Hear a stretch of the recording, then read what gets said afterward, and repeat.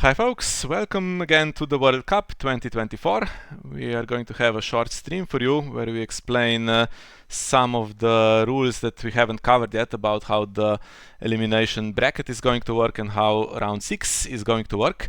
So we'll talk about that shortly as soon as we give people a chance to join. But in the meantime, let me introduce a couple of other people that are here with me. We have Zini and Hannes. Hello. Hi guys. Hi. Hey, happy to be here. So, how's the tournament going for you two? Hannes first.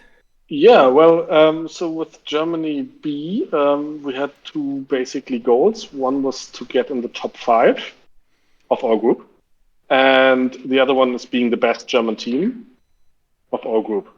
And we're almost reaching both goals, so it's quite good. Nice. Yeah, and Norway and Slovenia in the same group, and we both made it to kind of the cut, at least the extended cut. So Slovenia will have an extra game against Italy, it seems. We can have a look at the standings actually. So in Group Fire, France is first, Norway second, and Slovenia is third. So this has not been reported yet, but Slovenia has lost to the USA, which means USA is now fifth ahead of Hungary and actually fighting Germany F for fourth place. This will be decided on the overall wins, which can still be. Germany can still lose. I think they have a couple more games against France. If they lose both, then they might fall behind the USA actually. Otherwise, it will be like this again after 5 rounds. And then in Group I's, we have Catalonia already winning and Israel is second.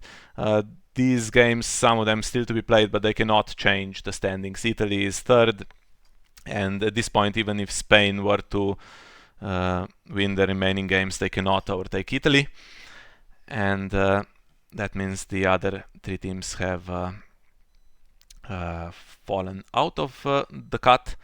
And the most interesting is Group Song, which of course has an extra team, so not all the teams have played the same number of games. They in turn sit one out. So this group will actually take 2 more weeks to complete, and actually some of the key games in that group are still to be played. So Greece is still undefeated, but actually has to play. It's playing against Germany now, which it's losing. Then has to play China and Austria as well. So those three, or those four, are still all in with a chance, fighting for 3 places. As is actually Scotland, I think. So Scotland is the one that has played more games than the others. They have one more. I'm not sure if they can make it through, but I think they also can. Let's see. They've played Poland, Greece, Chile, Germany, and China. So they play Austria still, right? And if they win that, then they also have a chance. So this is going to be exciting. And once the other groups are decided, so next week we're going to have play in the other groups as well. We're going to actually maybe in that free week for Ice and Fire be able to focus on Song and show you, maybe even stream some of those key games for that if everyone is up for it. I think the group song has proven to be totally insane.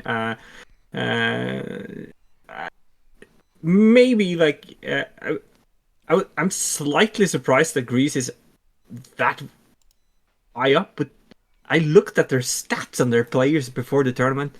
I think this is the strongest team, like overall, with the full 8 players on Jousting Pavilion points. They are so good. It's like 60 plus all the way. So they got a brilliant team. Okay, they have 7 players. I thought they had 8, but never mind. It's a very, very, very good team.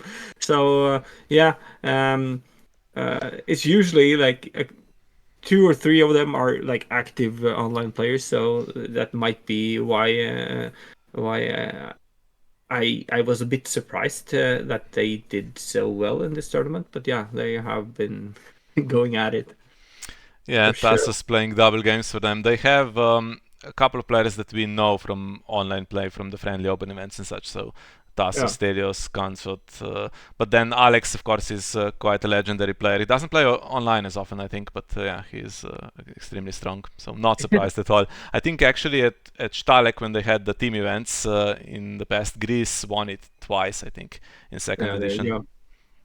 But yeah, interesting groups along. Like Hannes's group as well. A really strong group there as well. Like I think all three groups have been great. I haven't been able to follow the other groups that much as the group we're in, of obvious reasons, because that's been a hell of a group as well. So it's gonna be cool to be able to watch more of the matches from other nations going in the top cut here, or in the final round and then in the top cut, because there's gonna be another round, aren't there?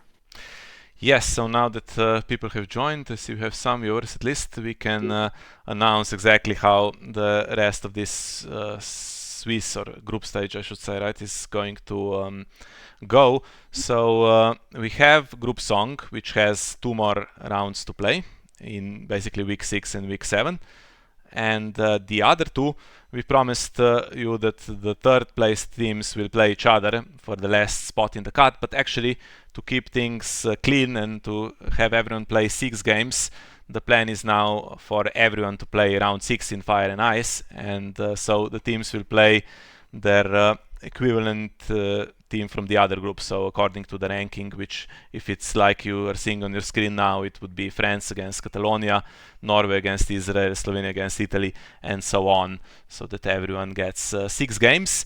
And the cut, so the teams ranked first and second are already through. This is not going to change, and the third place playoff is for the last spot, but then we're going to have the other teams play as well. Now, of course, we can't force teams to play if someone doesn't want to, but I hope everyone will be looking forward to another game in round 6, and then everyone will have the same number. We can compare teams, we can compare decks, and the players get the cleaner final standings.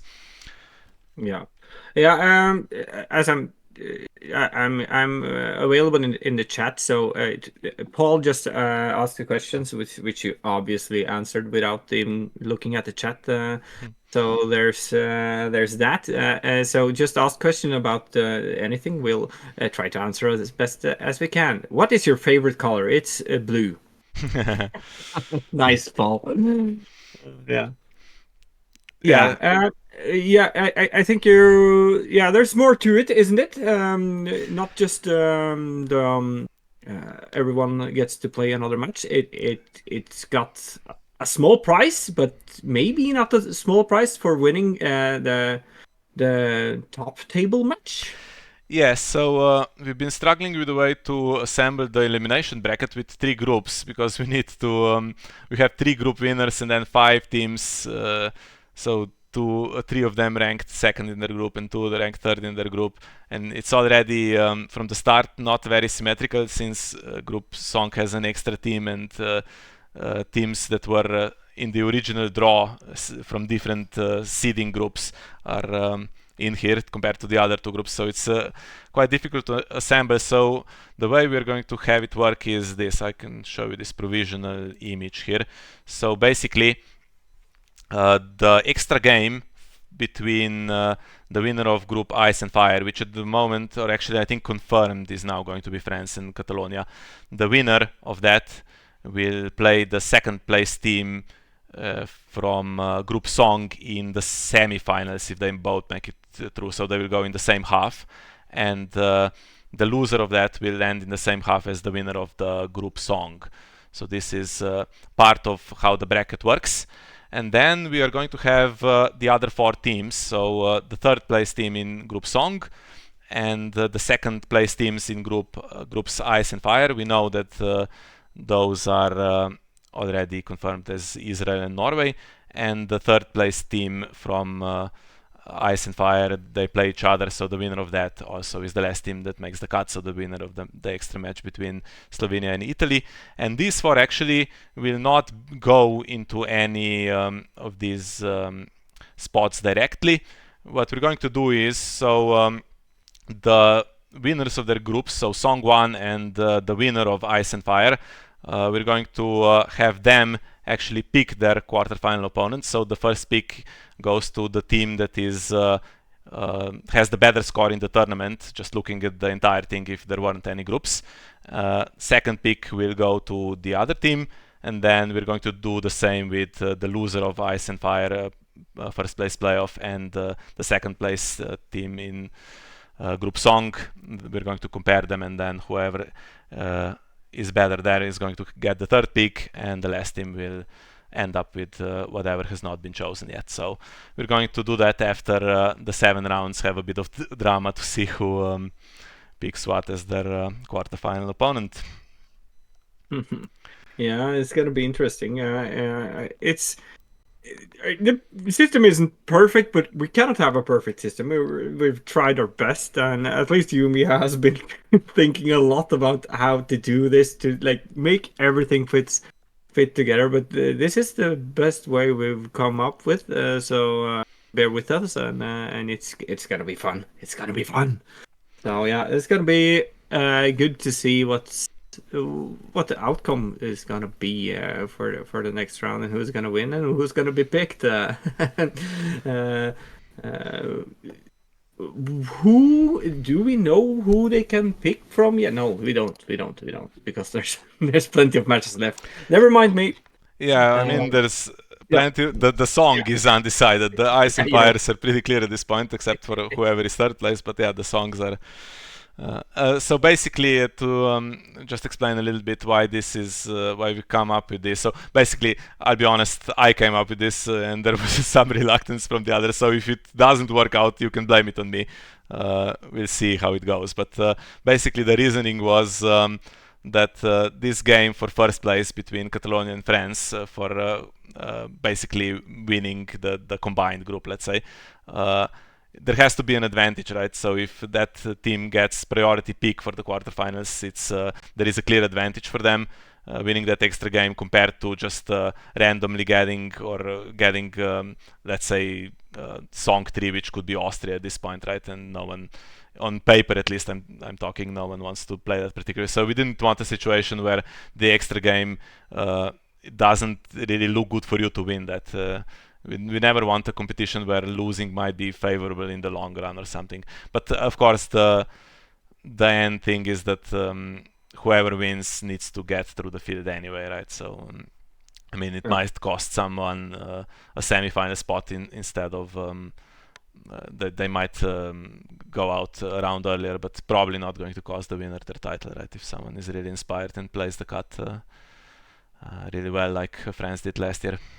Yeah. I think the systems, as I said, I think the system it won't be perfect, no matter how we do it. But I think it's fun and interesting, and it's gonna move the tournament along. And it for me, being in a position, if I were in a team that was in that position, that would mean something to just pick the team and look at the decks and try to find something like, okay, we might have a slight advantage just deck wise here. So I would like that. So hopefully the winning team with between the two fighters, Catalonia and France, was it?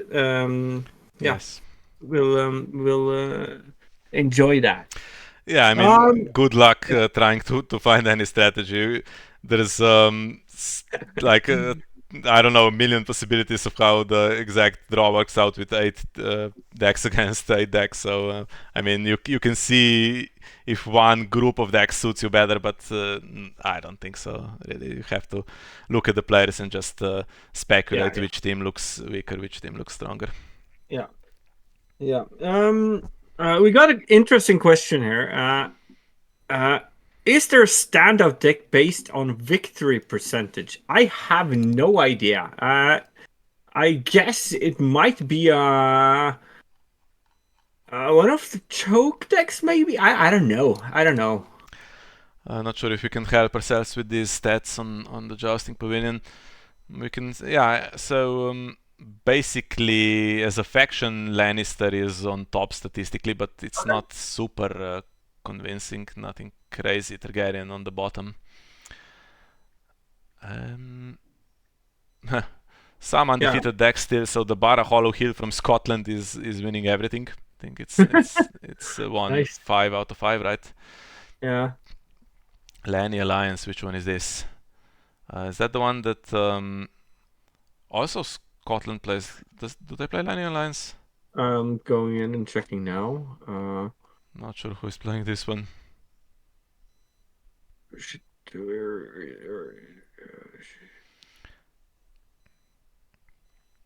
Daniel Lyons, yeah. It's them again. So that's quite impressive. And then we have two Targaryen decks here. So the best choices, Targaryen is losing all over the place, but the best choices seem to have been Summer, which I think you are playing, Zini, right?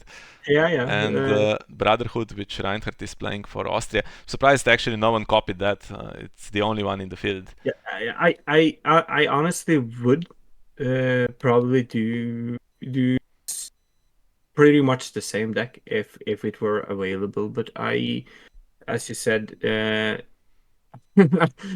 I'm almost top of the faction with the deck I got, so I cannot complain. I didn't think it would perform this good, so I cannot complain about my choice. Yeah, for Tyrell, Crossing is the best, which Who plays is that? that Scotland again? No, I'm checking. I'm checking. I hope it is. It is. Yeah. It is. That's pretty impressive. For Stark, we have Valyrian Steel, which is Italy, I believe, and Stark Prince also in there. And Yeah, Martell is Free Companies, which is again Norway. I think Johan plays that yeah, annoyingly well. yeah, and it's it by me looking at the deck, I was just okay. I don't know how to pilot it. It was one of the weeks I got a bit worried if Johan couldn't play because I tried to get hold of him and he couldn't answer. And I was just like, okay, can I play this? Probably not. Probably not. I don't know how to win with this deck. So, yeah, it's a special deck with a special playstyle, which I have no idea how to pilot this. So, yeah, Yeah, I played that as well in testing. We yeah, had a match with Targ Prince against it, and I played the Martel side one time, and just I don't know. In the early game, I played without a board. I just put everything I could into yeah, shadows. Played my economy. Played you win or you die. I didn't have any cards anyway because it's all in shadows. And then suddenly in the late game, I have a bunch of gold and everything does stuff. I take all the icons. I turn stuff to hand, and it just played itself. So that was very impressive. I don't think it has all positive matchups, but some it just wins very nicely. yeah. And when you know the deck inside out, and when you know when you need to hit the board, of course it can be strong. But I'm not that kind of a player that that can do that. So yeah, kudos to those guys who can. But slightly, let's go back to Scotland again, because those players were so good in the last team tournament, which I guess you won, didn't you, Mia? Uh, and Yes, we played them in the final. yeah, and they were doing so well with their decks. They got really good decks. They got good deck building abilities. If this team had several players, more than two, like a full team, those would be so hard to beat because these guys usually are practicing like maniacs when they have time, and for now they of course they cannot get in practice for all these decks. So I am yeah I'm a bit shocked how good they are doing, and I'm really happy that they are doing so good because we talked with them before the tournament, and they tried to get together a team and struggled to do it, and then they just do it themselves, and this is what they do. Perfect. Might be Yeah, talking to them again. I think just playing 4 games each, okay, you need the time, but let's say if you do have it and then you're match sharp all the time, you're just playing games, you have 2 people that can get along really nicely and coordinate their schedules so they can test Yeah. everything. And yeah, it worked very nicely for the Battle for the Seven Kingdoms, and it's working very nicely here as well. And yeah, really happy for them. And some creative decks there as well. So not just net decking the Yeah. best possible decks. They have everything built from scratch basically. So Yeah, I really think it's nice. really cool. Really cool. Different play styles and just getting together. That's yeah, Yeah. those decks. So Really, yeah. they play for Scotland really, which it's maybe slightly beside the point, but really a shame that we have so many players actually from the UK in the past, and now for the I remember last year when we advertised a lot for the 8 Regions tournament. Actually, players from the UK joined towards the end of the registration process or period, I should say, and I think they were one of the most represented nations, and to have basically 2-man Scotland team here and nothing else from the UK is a little bit disappointing. So they could definitely get some reinforcements. Yeah. I have at least one player that could have been playing for Scotland, but Scotland came in a bit late to the Mhm. tournament also. So that can have something to do about it. And I didn't know these guys had some roots from Scotland. Both are living in the USA, I believe. So yeah, so I was a bit surprised to see that, but we got Connor that could have been playing for this team.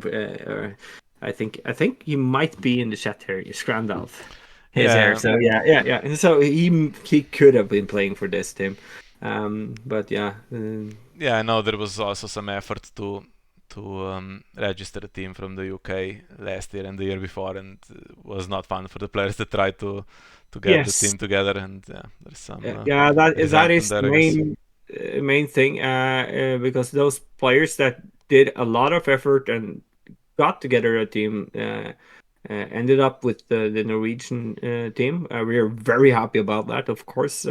But yeah, they did a lot of effort, and just the day before the tournament, then everyone jumped ship. So that was really sad. But yeah, well, they are Norwegian now, so. Yeah, so actually, if we check the teams briefly, so I think the one we are really missing here is also the Czech Republic. So they were the most represented nation at Stalek last year, had something like 30 players, and some of them do play online. So to not even register a team, and this is a team that made it to the semifinals last year, I believe, and always performs well. So this is yeah, big miss for them, and I think they should Yeah, have really got something together, even if not all the best players are playing. They really they should have enough players to form a team yeah, at yeah, yeah, least. yeah, for sure. And they have like Alex is playing for Germany F, I believe, which lives in Czech Republic. He wanted to get the team together, and he tried. And of course, you got Reyes, which is a bit on and off, but one of the greatest deck builder in this game. So it would be really fun to have them. I also would wish like UK to come back, and I'm slightly disappointed that we don't have Canada here as well. Yeah, Other than that, but Canada we might be coming back next year. I see that they have a few players now, and they play in person as well yeah, regularly. yeah. So I see they have a tournament every once a month, I believe. So it's really good. So let's get him. Let's get him back. Yeah, but we're happy with the 19 teams we got as well. We got 100 and something players, I yeah, I think believe. it's 156, but not all of them have played. I think about Yeah, 150. yeah, Fewer just reserves or whatever they ran out of time, but they are registered technically. yeah. So we're really happy with that. So that's it. But um, I promised Hannes is maybe Hannes is back. Yes, I'm back. Yes, because I was gonna say I was promising Hannes to address something about the captains, but maybe you want to do it yourself now. Yes, thank you. So, large thanks to all captains, first of all, for organizing your teams. I mean, without you and your teams, we wouldn't have this tournament. And then also, for generally handling the tournament. So, we are having not a lot of extra work. So, you're sticking to your nominations, bot usage is doing really well. And we just had a couple of minor disputes to solve. And this is really great, I think, in general for the tournament and also for us as organizers. And we're really looking forward also to keep the spirit going for the knockout stages. And maybe just the kind and friendly reminder now that stakes are getting higher. If you have issues to solve, you can always make the distinction of asking a rules question first to us. And then the thing is, if you can solve it with the other team amongst yourself, that's always the best option. And if you then have an official dispute over a game, then let us know. Then we have to do some kind of ruling on that. But if you can solve it amongst the team captains or the teams, that's always best. That has happened in the past. And I think that's really, really great. So thank Just, you all for that. yeah, and just let me add to that because just if you're in a game and uh, you're not sure about a rule, just unmute. It happened today in a game today. Just unmute and ask in the chat.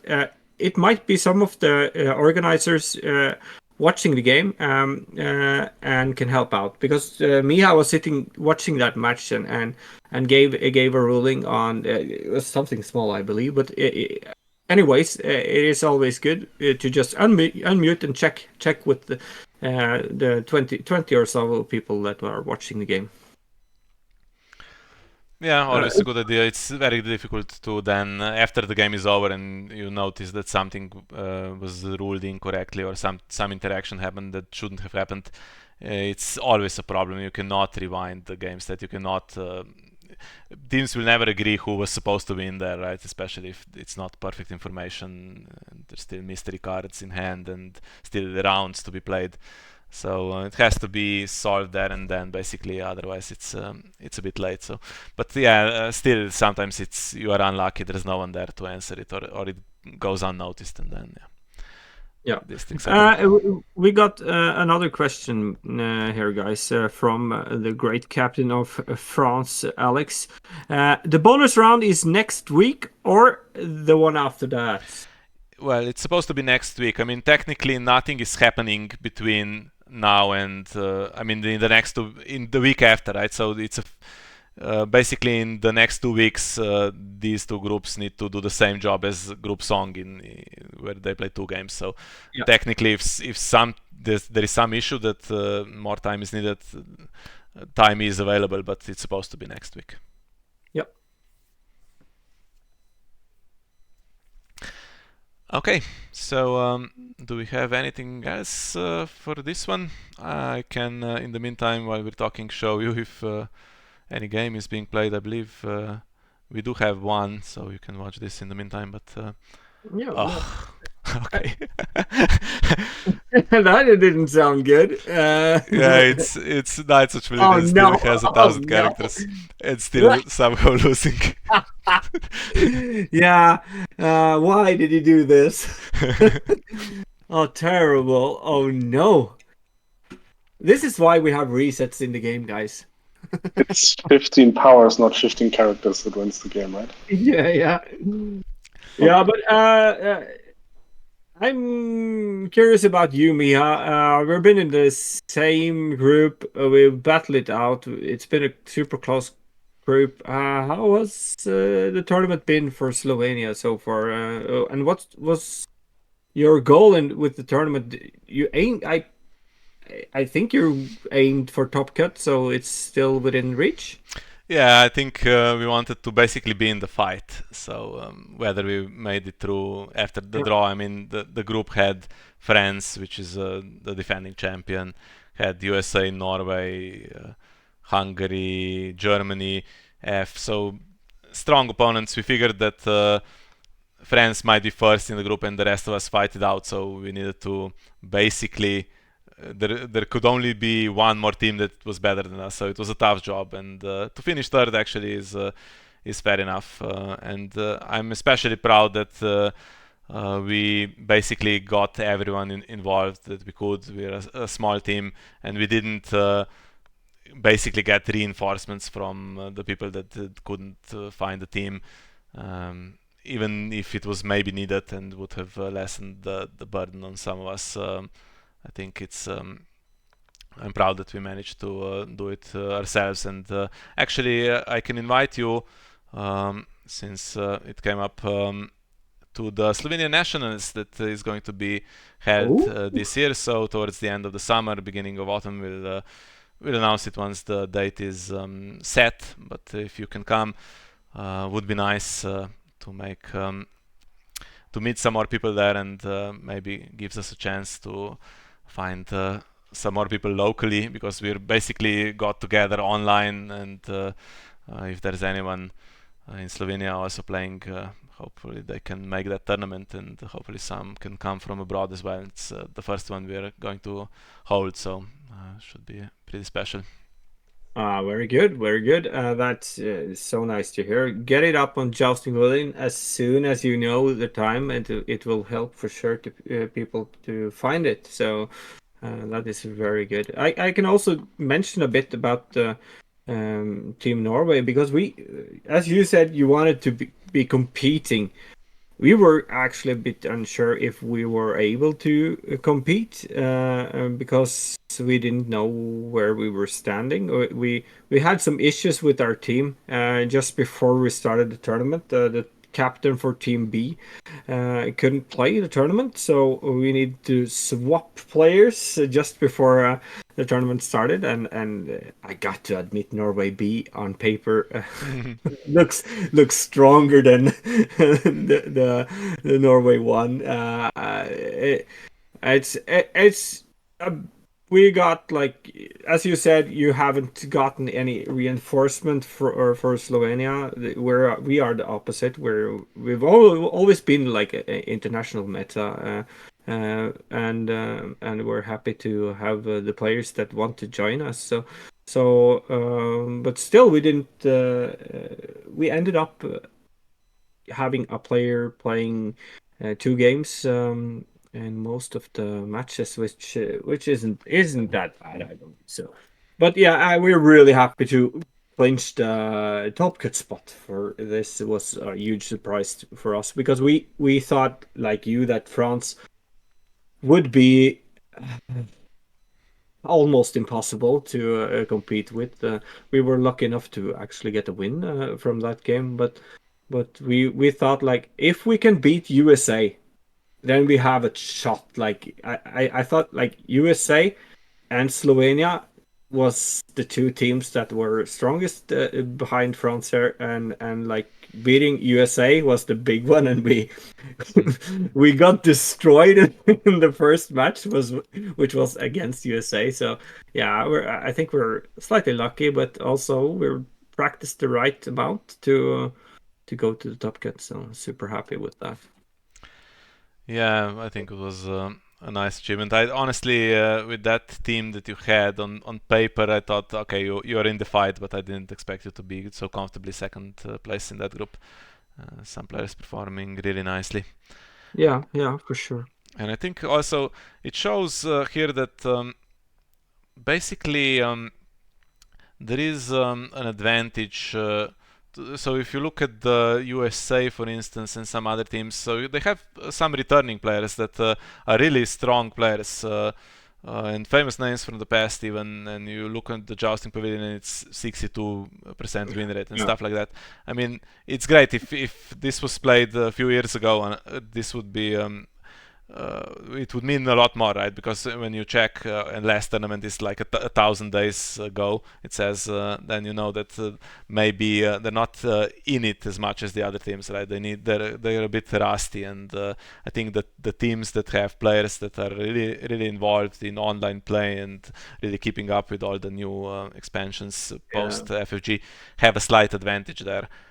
It's just the way it is. It's one of my players, Leo, said the same thing. Like when people are looking at his stats, they will think, "Oh, yeah, this should be easy." But as he says, I know my deck. That my deck is strong, and I know my deck. So at least they're gonna get a hell of a surprise when they when they play against him. So and it's been showing that it stats from the past might be stats from the past, but we also have players that have returned that have been hammering left and right as well. So it goes without saying that all skills is still skills, I think.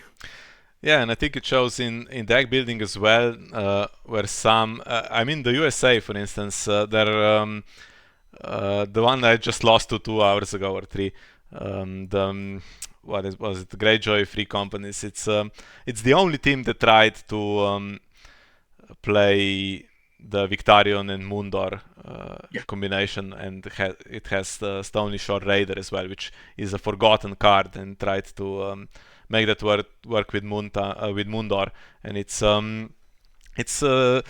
shows some creativity there and trying to find new things rather than just settling for what everyone else is playing, basically picking it up from ThronsDB and from previous tournaments. And yeah, if you have the creative deck builders there, it's you can get some advantage, but the downside is for them, of course, that honestly, there's one other thing. So besides having returning players rather than those that are match sharp, so to speak, also for some reason everyone in USA plays Targaryen. I don't know why. So they've recruited Francis, who is a Tark player, and they have 3 members, I believe, from the winning 8 Regents team that all enjoy playing Targaryen, and only one can play Tark in this tournament.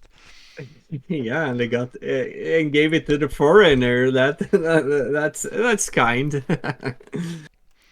Yeah, I'm not Yeah, sure. but what do you think, like in terms of non-standard decks? Are there anyone decks that stood out to you? You mentioned the Moondor deck by USA, I think, right?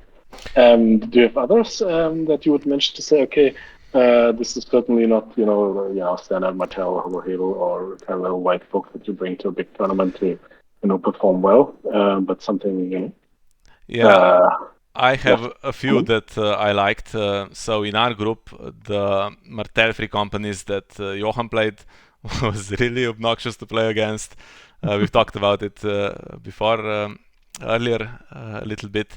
And there was one deck that Israel plays, the Lannister Banner of the Falcon, that I think it's similar to what China played last year. It basically gets Tunnels of the Red Keep and has something like 3 or 4 or 5 cards in Shadows in the late game, and everyone has 15 strength suddenly in challenges, and just so great in the late game, and plays my favorite card, King's Landing, to draw cards when Tunnels comes back out in dominance, and then you can kneel it and it stands again in standing phase. It's a really cool deck. It's not winning everything, but it's really nice to see that basically bad agenda working in some way.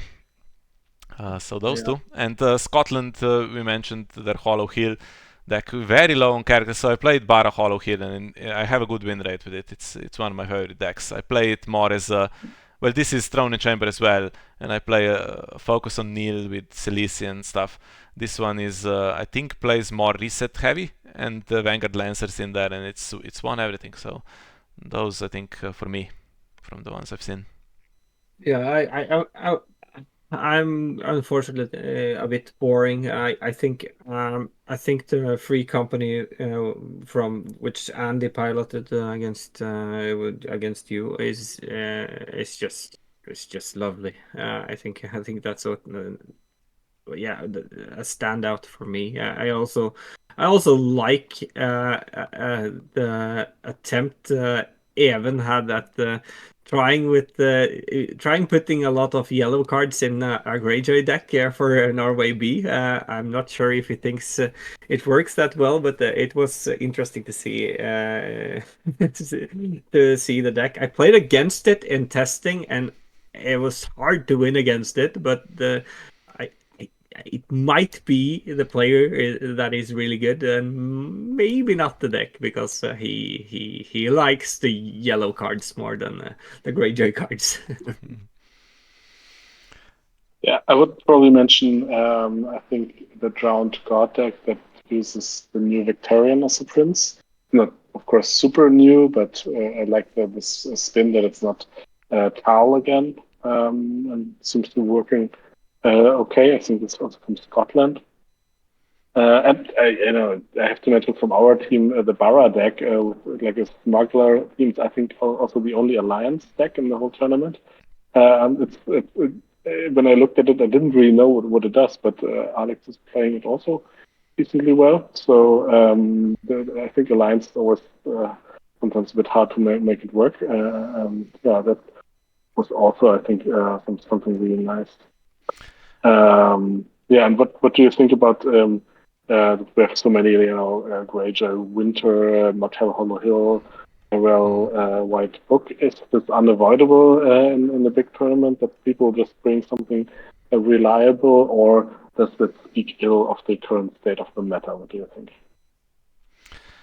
Yeah, I think so. Last year, when we built all of our own decks, when we were a really new team, and we had some regrets that the decks weren't really so strong. I think, especially for new players, it's better to just take something so that if once you get into it a little bit and improve, then the deck doesn't really let you down when you realize you've made some bad decisions. But I think the best teams are trying to take advantage by basically improving on whatever the most popular deck is. It's not necessarily the absolute optimum choice, but yeah, I think interesting how it's gone really. For instance, for Night's Watch, Valyrian Steel was very popular, and some are winning, some are not. Personally, I've lost more than I won, so thought that would be really solid. And a lot of people took Night's Watch Kraken, the choke deck, and Hungary has won everything with it.